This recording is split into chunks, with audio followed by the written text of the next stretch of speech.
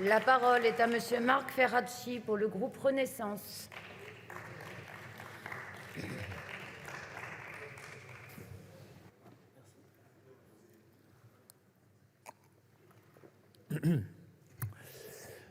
Madame la présidente, Madame et Messieurs les ministres, Madame la présidente de la Commission des affaires sociales, Madame la rapporteure générale, chers collègues, je souhaiterais évoquer ici la manière dont ce PLFSS s'insère dans la stratégie économique et sociale de la majorité présidentielle.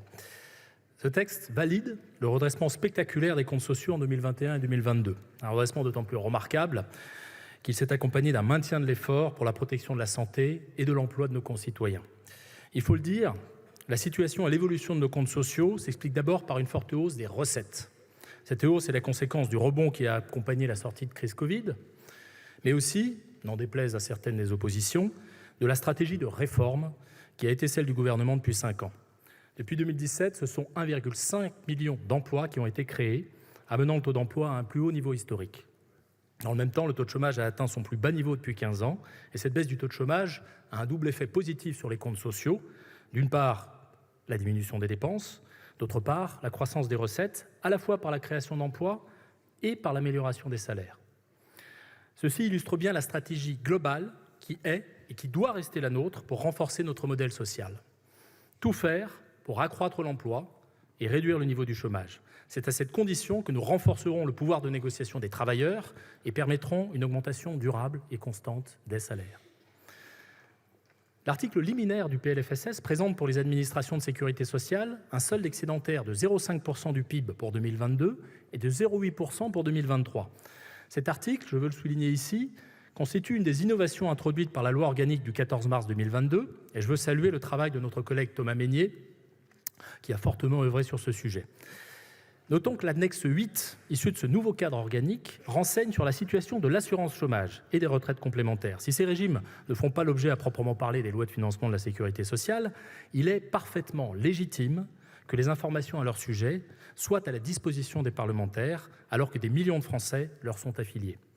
Cette annexe nous permet d'ailleurs de constater que grâce à l'amélioration du marché du travail, l'assurance chômage connaîtrait en 2022 un excédent de trésorerie de 4,1 milliards d'euros et de 4,5 milliards en 2023. Ces excédents permettront de réduire la dette de l'UNEDIC, ce dont nous devons collectivement nous réjouir. S'agissant de l'assurance chômage, mes chers collègues, nous aurons à discuter dans les prochains mois d'un nouveau cadre de gouvernance pour le régime, au terme de la négociation interprofessionnelle qui va s'ouvrir en début d'année prochaine. Cela a été demandé durant les débats autour du PJL chômage, il y a quelques semaines. Je forme le vœu que la représentation nationale soit pleinement associée à ce nouveau cadre de gouvernance. Et si on se tourne vers l'avenir de nos comptes sociaux, il faut toutefois être lucide. Les prévisions apparaissent plus sombres. En 2026, si rien n'est fait pour y remédier, le déficit de l'ensemble des comptes serait de près de 12 milliards d'euros, du fait notamment d'un déficit de l'assurance vieillesse d'environ 16 milliards. Cette trajectoire confirme le diagnostic posé par le Conseil d'orientation des retraites en septembre. C'est pourquoi il est indispensable de mener une réforme des retraites ambitieuse. Nous le savons, le taux d'emploi est plus faible que celui de nos voisins chez les seniors. Pour ces derniers, l'enjeu est de faire remonter la durée d'activité effective tout en traitant différemment celles et ceux qui ont eu des carrières longues et des métiers pénibles. C'est à cela que la concertation lancée il y a quelques jours par le ministre du Travail avec les partenaires sociaux doit mener. Au-delà de cette réforme indispensable, la consolidation de notre protection sociale dans toutes ses composantes nous impose de nous rapprocher du plein emploi. Les résultats obtenus durant le quinquennat écoulé rendent crédible cette ambition du plein emploi. Mais il ne faut pas s'y tromper. Atteindre l'objectif sera difficile. D'autant plus difficile qu'à mesure que le chômage baisse, les personnes qui restent privées d'emploi présentent des difficultés de plus en plus lourdes qui réclament des actions plus fortes pour leur permettre de trouver ou de retrouver un travail.